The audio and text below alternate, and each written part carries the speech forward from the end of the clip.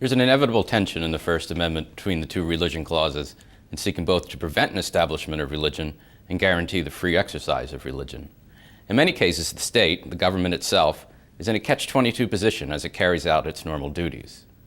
Take, for example, a state's decision to provide workers' compensation insurance for workers. It applies to everyone who works and makes no distinctions between or among those it covers.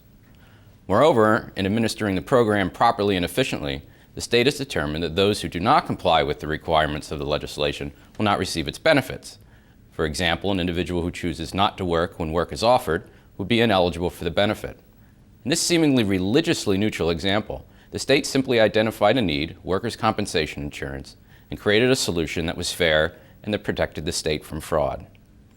But now imagine that you're religiously devout and part of that devotion entails you observing a day of rest on a Saturday, not the traditional Sunday which most everyone in your town, including your employer, observes. Now assume you work at a factory that runs 6 days a week, and everyone is expected to work each of those days.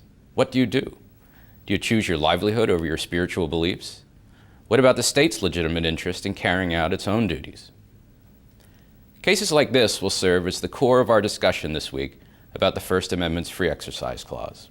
And like in our discussion of Establishment Clause cases, we'll see the court has developed certain tests to help them wade through this often difficult area of jurisprudence.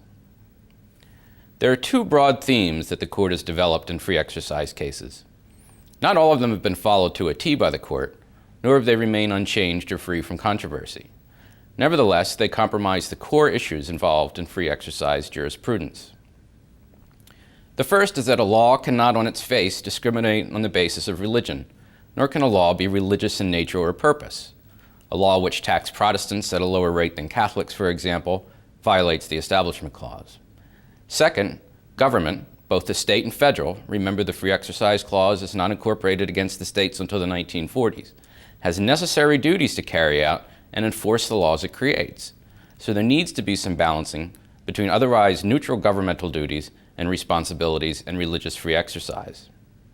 Sometimes government actions win out over free exercise claims, like when the court ruled that prohibitions against polygamy, mandatory smallpox vaccinations, and Sunday closing laws did not violate the Free Exercise Clause. Sometimes free exercise wins, like when the court ruled that a Maryland law that required government employees to affirm a belief in God and a Tennessee law which barred ministers and priests from state party delegations violated the Free Exercise Clause. There are other difficult aspects of free exercise jurisprudence. For one, it's extremely difficult to define religion. What counts as a religion that would qualify for consideration under the clause?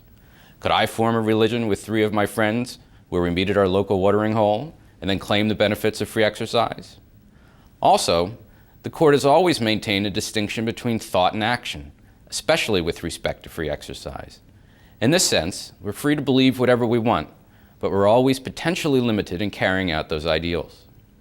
Finally, and maybe most importantly, whose answers to these questions are the most legitimate? We know there will be disagreement over the answers to these questions. What's a religion, and how do we properly balance between thought and action? But who should resolve them in a way that is consistent with the Constitution? Should the court, made up of 9 unelected members, some of whom have differing religious beliefs themselves, resolve these fundamental questions for us? Should democratic majorities, like Congress or our state legislatures, resolve them? These are important questions. And as you'll see in these cases for this section, the court will grapple with each of them. They'll try at times to define what religion is and what it isn't. They'll develop a test called the least dramatic means test that will seemingly help them resolve cases where free exercise claims by individuals meet otherwise generally applicable laws. And they'll identify and then struggle with how to strike a balance between religiously neutral state duties and the Free Exercise Clause. So as you read the cases for this section, think about these challenges. How does the court define religion?